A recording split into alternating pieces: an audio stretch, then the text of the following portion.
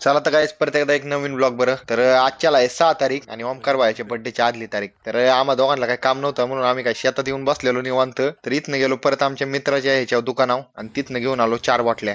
तर 4 बाटल्या आणून इथं आमचा मित्र त्याच्या मासे पकडायसाठी जाळ्या बनवत होता. तर ह्यो लय लाच काय कॅमेऱ्यामध्ये बघायलाच नको म्हणत होता. तर ह्याला म्हणलो पे, मी पण पेतो. आणि तिथं ओमकार भाई म्हणत होता पहिली पोस्ट साकेवर जाणार नाही गेल्या नाही सगळ्यांना- मग पुढचं बघा सगळ्यांना जेवण नाही जाणार बघ की तू. होय सामरे सगळ्यांना जेवण ना सगळ्यांना जेवण.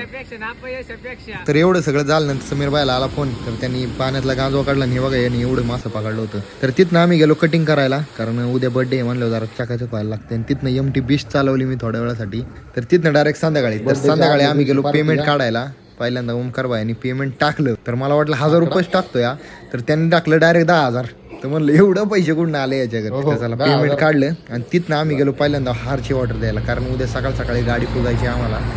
तर गाडी कोणती तिथं तुम्हाला सकाळीच कळन, जास्त जणांना माहिती असेल गावात त्यांना, तर ते उद्या कळन तुम्हाला. तर स्पेशली हार बनवून घेतलेला आहे आम्ही हार. तर इथं हार बनवायला आम्ही नवीन हारची ऑर्डर दिली होती, त्यामुळे तिथं लय वेळ थांबलं. त्यानंतर तिथनं पुढं आलो आम्ही चहा प्यायला.